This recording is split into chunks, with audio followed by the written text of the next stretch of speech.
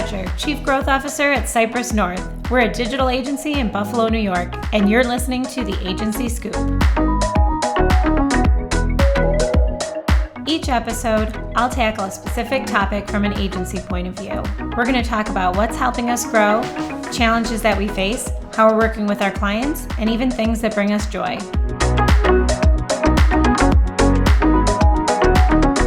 Welcome to this month's episode of the Agency Scoop.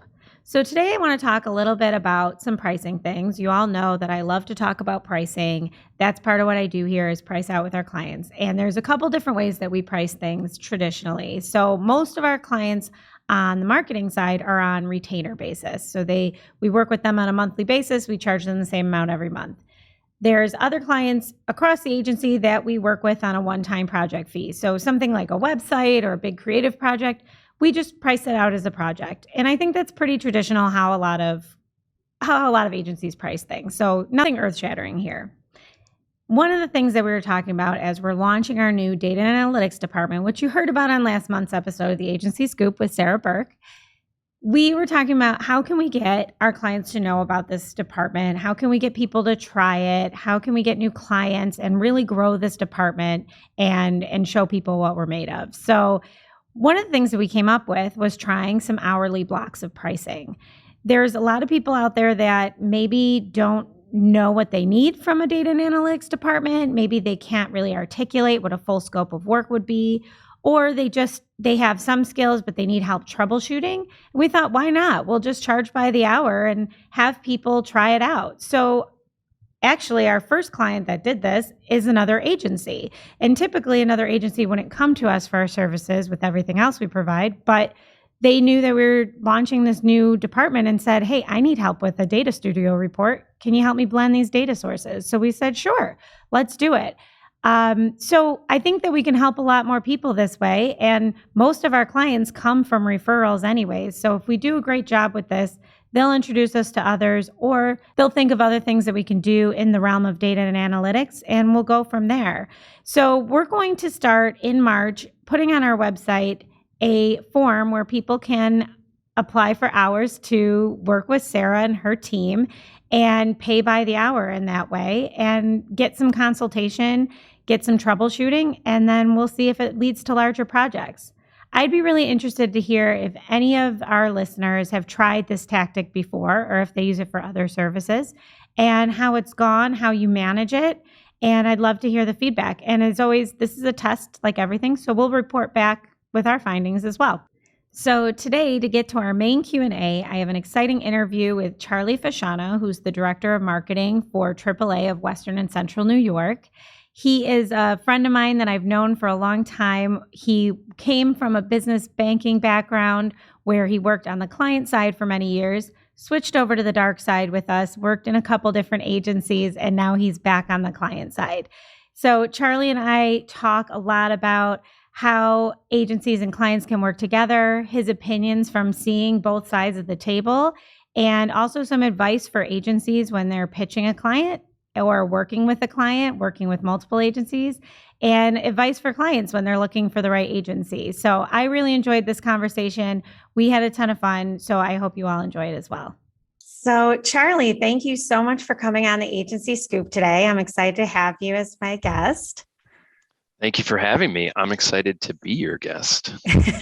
Great. Well, can you tell us a little bit about you and your background? Sure. I'm starting to feel my age. I think I've now been working for like 20 years. I started in the banking industry, kind of worked my way up through the ranks in the banking world, went through management training program at HSBC, worked there for quite a while in a whole host of different roles and really learned a lot about business and banking and financial services and all of that before making my way into marketing. Worked in marketing at HSBC for a year or two before moving over to First Niagara. Spent 4 years in marketing there. Kind of felt like I got sick of banking and made the plunge to go work on the agency side, and did that for about 6 years and had a great time, learned a whole lot there too. And then came back to the client side in the middle of a pandemic last year. So I'm now at AAA, helping run the marketing department here, and Yeah, it's been a great, unique set of experience over the past, geez, 2 decades. Yeah. There's nothing like making a career jump in the middle of a worldwide pandemic. Highly suggest it. Yeah, yeah, I think it's something I'll be stronger for, hopefully. We're still kind of in it. It's definitely an interesting thing to do, but good change though for us. Good. Well, so can you tell us a little bit about your experience going from being strictly client side and then going agency side and now back? Yeah, I think, it was partly intentional, and I can't say that when I went to the agency side, I knew I was going to come back to the client side.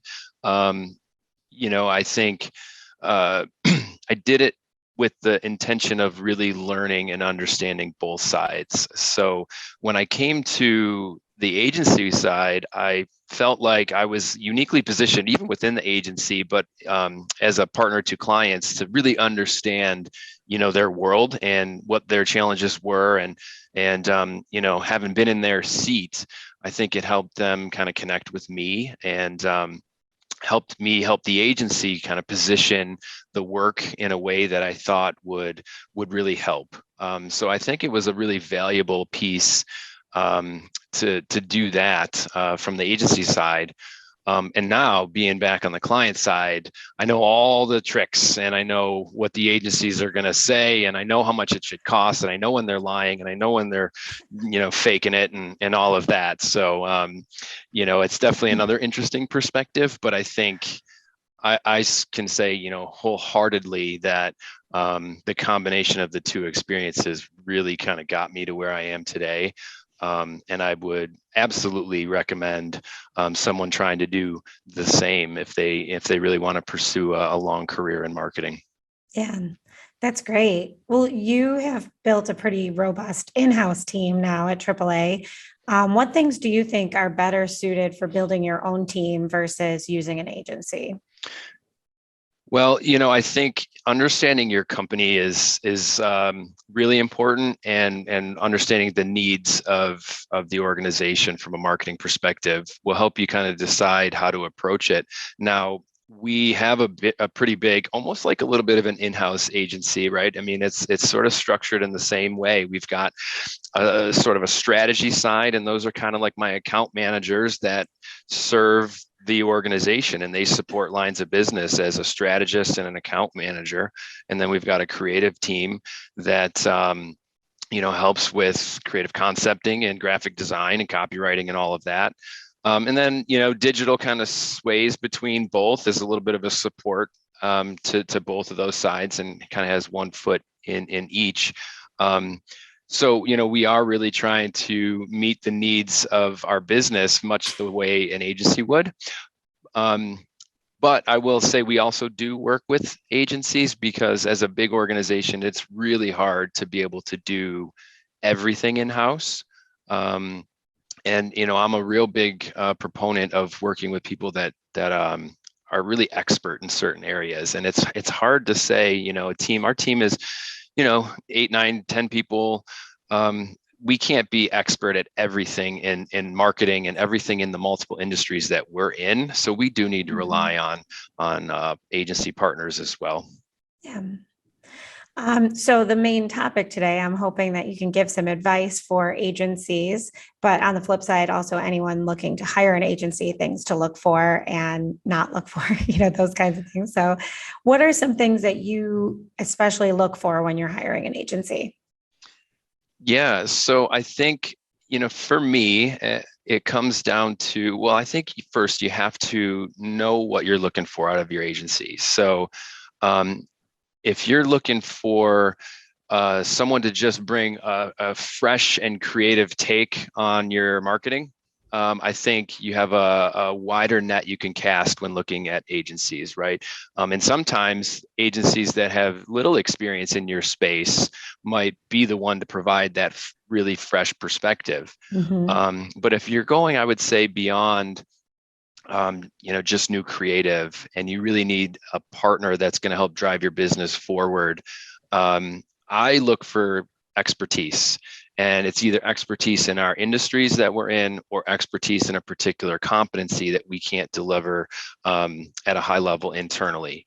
So I think, to be able to rely on someone, let's just say AAA insurance, there are a lot of nuances about insurance, and we offer every type of insurance, inclusive of Medicare, and in a very intricate regulated environments, working with an agency that has experience in that space. So we're not sort of explaining and teaching them along the way. They're bringing stuff to us, I think is really invaluable.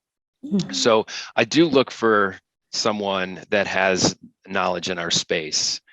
But I would say also it could be that they may be expert in a particular competency. So maybe this agency is really great at brand activation, and for all of the events that we sponsor and all of the things that we're a part of and all of these opportunities that come our way, maybe there's an activation type agency that says like, this is the way to go, and has that experience that we don't have in-house.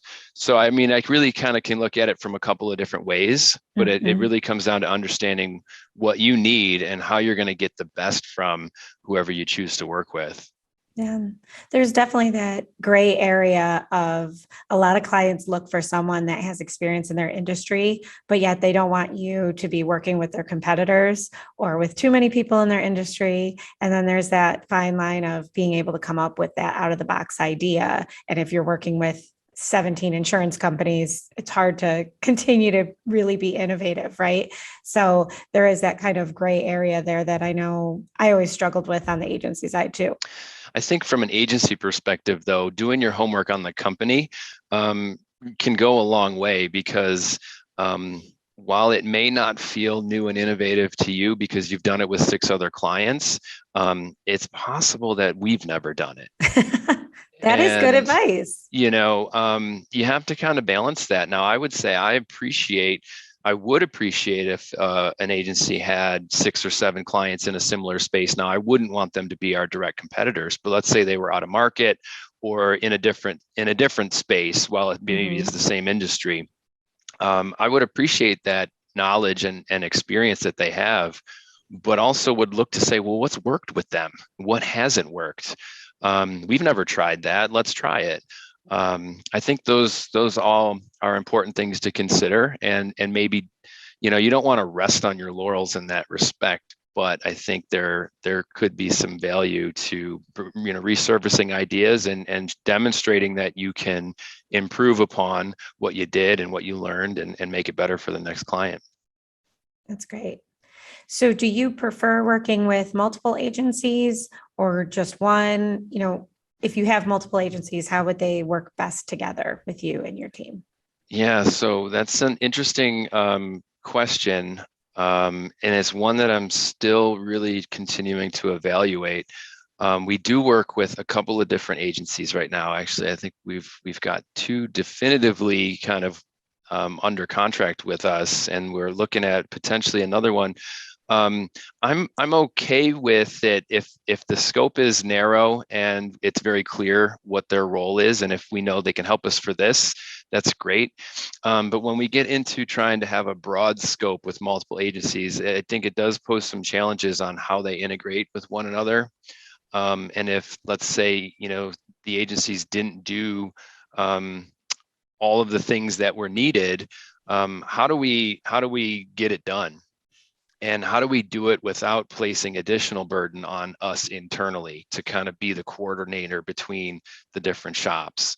So, I'm kind of in that middle space right now, trying to determine if we should, look for an agency that is big enough to handle us, full service in case we need to throw anything at them, or just kind of continue to work with ones that maybe are a little bit more niche for specific things. And then just kind of bring in someone as needed if something else comes up. So, I mean, we're kind of in the middle right now. Yeah, it's hard when you're the project manager for all of them, and if you It have 8 definitely agencies. is. Yeah, and you can't expect them to collaborate the same way they maybe would if they were all in the same the same shop. And it does put a little bit of additional burden on us. But, I think it's really tough. I think where we might be lacking with having multiple different agencies is that true sort of, them becoming embedded in our business and really thinking about the things that are impacting us, not just their little piece of it, but like what's impacting us on the whole, right? So yes, this might be a challenge for us in the digital space and, what can we do to fix it? But like, if we're not thinking about all of the other stuff that's happening, whether it be, the interactions that we're, driving people to our phone center or our branches or, the offline stuff, if they're not thinking about those, it makes it a little bit disjointed, and that is a bit of a challenge. Mm-hmm. So, the idea of one larger sort of agency or agency of record is nice, and one that I'm open to. But again, you got to see if it works, because I also don't want to not get top-notch service, but we might not be the biggest, the biggest client for some of those bigger agencies that are kind of all in full service. Mm-hmm. you know What do you think agencies could do to serve their clients better in general? Yeah, I mean, I think this is where it comes back to, if you've got the understanding of what it's like being on the client side, there is so much that happens internally trying to run a business and trying to run a marketing function within a business that agencies probably have no idea about. We've got data challenges, we've got system integration challenges, we've got to handle, member and customer inquiries and complaints, and we've got multiple different stakeholders to sort of report to. And there's a lot of that type of thing that takes up our time. Mm-hmm. Technology is another thing. Like, we don't necessarily have all the technology that we need to do things. And, I think the agencies might not truly understand it. In their defense, it's tough for them to really kind of understand it without being inside. And I think that really is incumbent on them to ask the right questions and really poke and prod so they understand what's going on. And I think once they have that understanding, they can start making some different and better recommendations, Mm-hmm. because it's easy to say, hey, this is going to work. This is great. We do it all the time. And if we've got data or technology challenges that won't allow us to do it, what are you going to do then? How are you going to help us? We still need to drive revenue. We still need to bring in new business. So what do you do when you can't implement your, out of the box solution? Mm-hmm. Something too that we try to tell people a lot is the time that it'll take on their end. So upfront, when we're building a website, the discovery process and the initial few stages of website strategy take a lot of time on the client side. And so when they're asking how fast can you get this website up and running, we try to really educate them on how long that'll take out of their day to make sure they understand, like, we could do this really fast, but yeah, it's going to take your team members this amount of time at meetings and to review these things. And can we schedule that in a week, or do you need to put it out to 3 weeks, because we need your resources as well. So I think asking those good questions is great advice. And and I think you resources. just sort of reminded me of something. Well, so I think it's interesting. It's usually the client that causes the delays. I totally get it. I'm already super guilty of it. Just our schedules get crazy. And it's hard to coordinate all the internal feedback and work with all the internal stakeholders to give the agency what they need oftentimes. But here's where I'll maybe give myself a little bit of a plug. Like, I think from an agency perspective, they would benefit tremendously from working with me, because I understand both sides, and I can work to manage the expectations internally, but also within the agency, because I can tell you it'll take this long realistically for us to do something. And I can say it'll take the agency this long realistically to do something. Mm-hmm. So, I think that's a benefit to being on both, is really understanding how it's going to get done. And one thing I was going to say, though, is when I was on the agency side, I always wanted to look for clients that had good marketing people. And I think it's not always the case. And there's a lot of really big companies out there that don't even have a marketing person. And so what happens is the agency's working with an admin or a salesperson that this is side of the desk type of work for them. And I Mm-hmm. think the challenge that poses agencies is just almost insurmountable sometimes. So it's like if you're pitching somebody or doing your homework on a company, find out what their internal support for marketing is and how easy is it going to be to actually work with them. That is really good advice. We talk about that a lot here too, is, who's the decision maker? Are they really a decision maker? Do they know? Do they understand what we're trying to achieve? Do they understand what we're Yeah. showing them? Because all of that plays into how you want to, not necessarily to say, oh, I don't want to work with that client, but how are you going to price that client? How are you going to service that client? How are you Yep. going to create a team for that client? Like what's going to be needed? So that's really good. That's a really good point. Every project that I worked on the agency side that was done with a company without a marketing person took 3 times as long and probably cost us internally 3 times as much. Yep. And they want to pay a third. And they want to pay a third.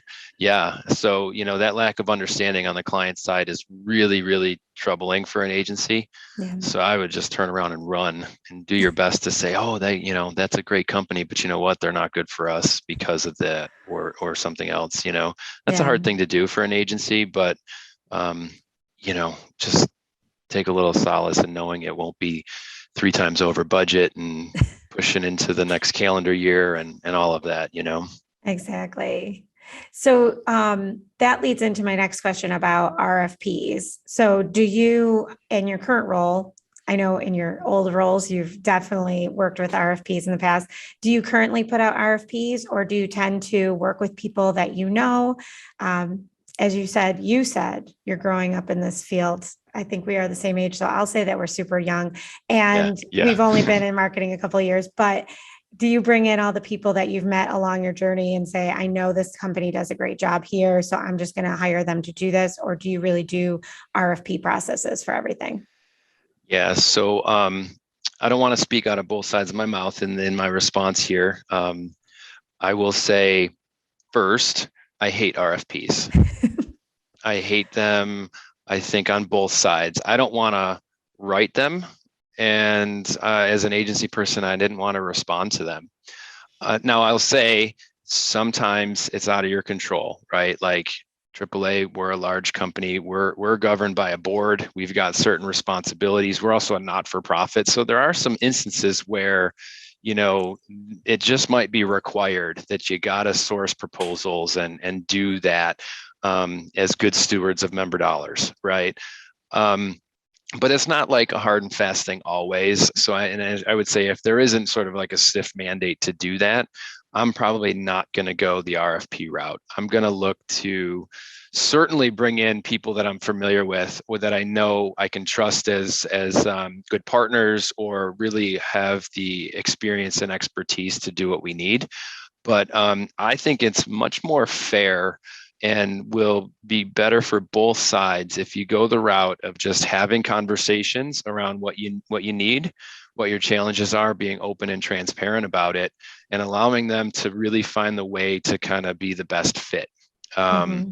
It's really hard to do that by just putting some words on paper and say, come back to me with your best proposal.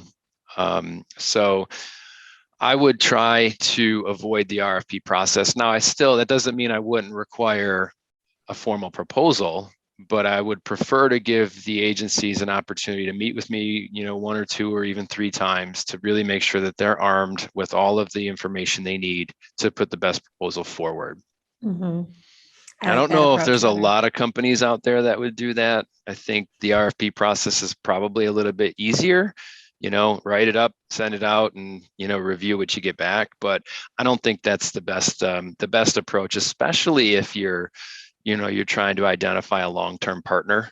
Might be a little bit easier if you're going for something specific in a finite time. Um, but not for that, strategic partner. Yeah, I agree. I think everyone at agencies hates the RFP process. So Yeah, we're all in agreement. well, and I will say, if anybody that's listening writes RFPs, put the budget in there for the agency. Give them a little help. I mean, it's just, you're not doing anybody any favors by just making them guess. I agree. Yeah. That is number one. Put the budget in there.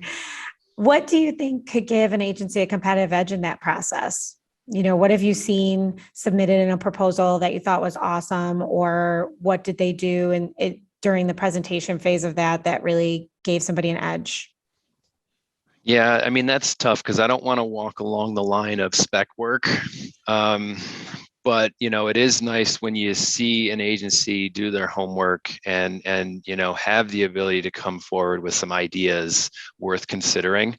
Because that really does sort of open the door into like their thought process and what they might bring to the table. I get it though, proposals are a lot of work, and I really would probably only recommend the agency do that if they really feel good about the opportunity. Because otherwise it's a lot of investment that might not go anywhere. But apart from coming together with ideas or creative or anything like that, I think just do your best to build a little bit of a relationship with the person before you get to that proposal, and try and get some time on their calendar. Ask them questions. To me, I think that shows that they're really trying, but they're also working to make sure that they have all of the information they need to put forward the right proposal. Because again, you're not helping anybody if you're putting something together that doesn't hit the mark. You might interpret something in a RFP that goes this way, but really it meant more something this way. I think do yourself the service of trying to get those answers. What is the one thing you hated when clients and prospects asked you for when you were on the agency side? What is the one thing that I hated? To be honest, it's probably in my past comment is when, can you give us a proposal without being given any budget information?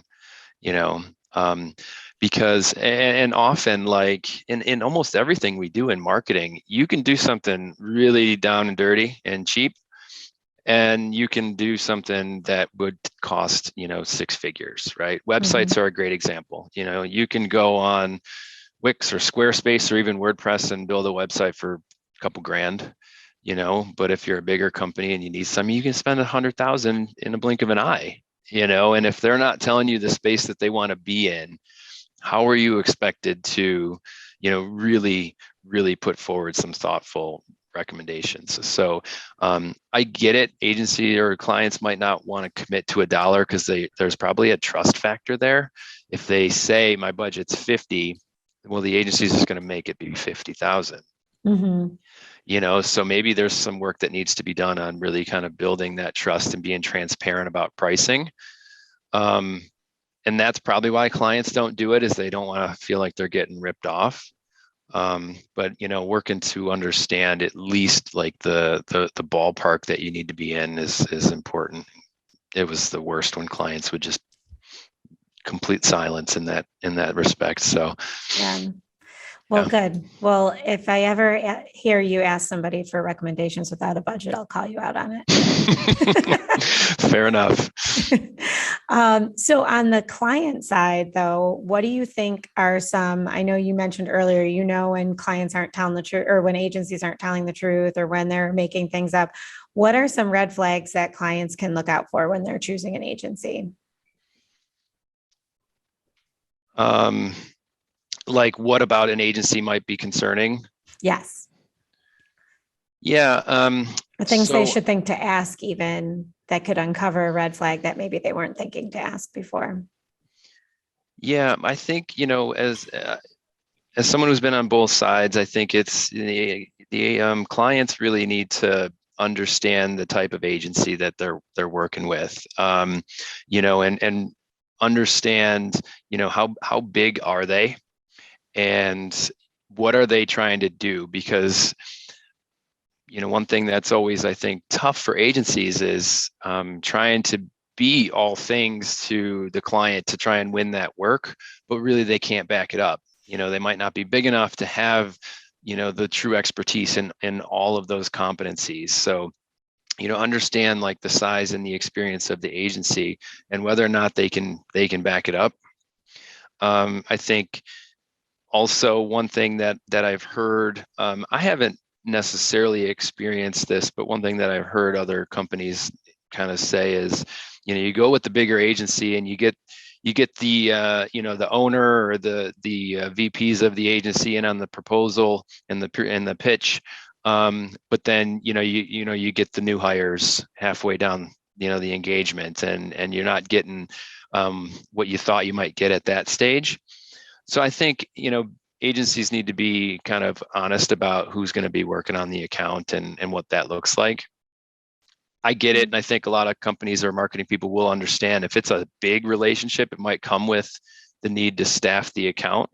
But there's got to be a promise of like who's going to be that lead or who's going to be that subject matter expert and that relationship manager. Mm-hmm. That makes a lot of sense. Yeah. So before we close out, kind of future in marketing look, not just agency side or client side, but lightning round. What are your biggest challenges now? Well, I think there's a lot, and for anybody that tells you marketing is just fun and pictures and graphics and social media and stuff, like they're crazy. Marketing is in a really challenging space, I think. The ever-changing digital landscape and the technology, it really presents a lot of challenges. And I think more so for the bigger companies and ours, which is 100 plus years old, getting us to be more agile and nimble in the digital space and the technology space is a huge challenge. We know what we want to do, but we're having difficulties getting there, and that impacts our entire business. The customer experience and sort of the multi-channel approach and all of those things. Those are real challenges. They're not new challenges, but I mean, it just evolves every day, and keeping up is difficult. I would say another, and really related to that, but another thing that is a huge challenge is, data and all of the things that continue to happen around the data space. I mean, there's regulations and policies that are kind of getting stricter and stricter around data privacy and what you can do with third-party data, and the demise of the third-party cookie, and Apple's changing its privacy settings, and that's posing a ton of challenges for marketers, and it's really making it more reliant on the company to have their own data and better data, and what can they do with it. So I'm not sure a lot of companies are great at using their own data, that first party data, and having the right connectivity between their systems and the integrations with their data. So I think that's going to continue to be a significant challenge. Mm-hmm. Right. So, I mean, these things are all related, but data and technology for bigger companies, especially how they integrate it, how they are able to be nimble and flexible as it relates to marketing, customer experience, online sort of experience, certainly mobile, all of that. Yeah. And then, just one sort of final point I would make as it relates to marketing, and I don't know if this is a challenge you see at the agency level. Agencies are a little different when it comes to hiring, but the pandemic has changed the way the world works, and I think companies are gonna really need to rethink how they recruit and what they're gonna do to stay attractive to candidates. I know the whole shift to remote working is the huge conversation point now, but there's probably not going to be across the board buy-in on fully remote. But so how do you attract people to kind of come to the office a few times, and how do you compete with out of market companies that might pay more? Like, I think that the whole staffing and building teams and keeping teams engaged and happy is going to be a huge challenge for a lot of companies. I agree. It seems like hiring is a huge challenge across the board for any company right now, us included. It's hard to find good people. I used to post an ad and you'd get 200 resumes, and now we're lucky if we Yeah. get 15. So it's really competitive out there, and candidates are taking jobs really quickly. If you want to hire somebody, you got to kind of offer them Yeah. a job really quickly. You can't make them wait a long time. So Yeah. Yeah. It's like nothing I've ever seen. um, And, I've been very fortunate to have hired 4 people since I've been here, 3 of which I had to replace some people that have moved on to those remote type environments. And, it's definitely a challenge, and one that I'm just constantly thinking about. But I will say, though, and maybe this is a little bit old school, I love being in person with my team. And I think from a marketing perspective and a collaborative perspective, there's a lot that you miss when you're just fully remote, yeah. so hopefully there's enough people out there that value that in person. Not saying you need to be in the office 5 days a week, and not saying you can't have flexible arrangements, but it's hard to replace. And especially for me as a leader and a leader of a new team, being fully remote's been really tough, I Yeah. will say. Yeah. Well, what would you tell someone who's new in marketing or advertising and is just starting out? What advice would you give Charlie 20 years ago, but the Charlie of 2022? um, yeah, I think, the approach that I took um, is one that I actually, looking back, I feel pretty happy with the decision. It really was just trying to be a sponge and learn all facets of it, becoming smart enough to be dangerous in all of the spaces. Now, granted, I did not choose to go down a particular path and become like an expert, right? I never was a copywriter. I never was a designer. I never wrote code, but I learned enough about each of those spaces to be able to speak to each of those people and to be able to take that and translate it into how it's going to help the business. So, really being a sponge and learning the different aspects of the space, I think is great and can position you for a lot of different opportunities. Unless you've got that calling and just say, like I just love writing the words and coming up with the ideas, then obviously I would advocate for that person to pursue that. So it becomes a little bit about knowing kind of what you want or where you want to end up. But maybe the most important thing, and this is one that I unfortunately never really had the benefit of, is really trying to find a great mentor. Um, Build relationship. It's tough to get out there, especially when you're young, and reaching out to maybe people that are more experienced, older than you, and holding higher titles. But like, just do it and build a relationship with someone that is outside of your building, outside of your business, your industry, and just someone that can be a true sort of personal, professional mentor, I think would just help so tremendously. And Yeah. if I had one of those earlier on, I probably wouldn't have made some of the mistakes that I made, or would have handled things a little bit differently. I survived, but would have loved to have had somebody more accessible in Yeah. that space. Yeah.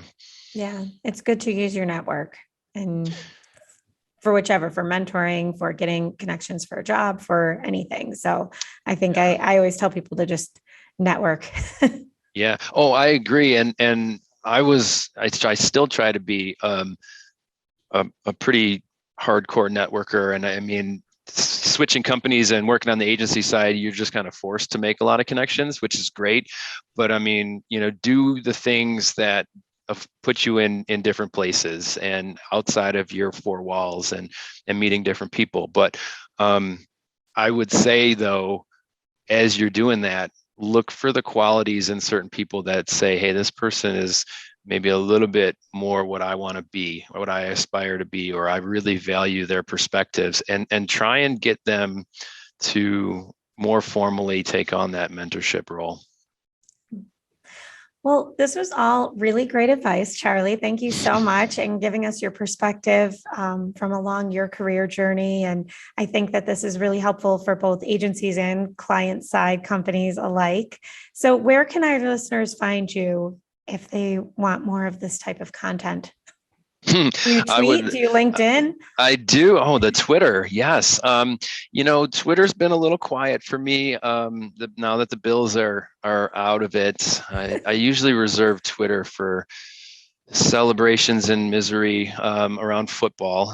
But I do tweet, and usually if I'm not talking about the Bills, I'm sharing stuff about my love for Buffalo and all things Western New York.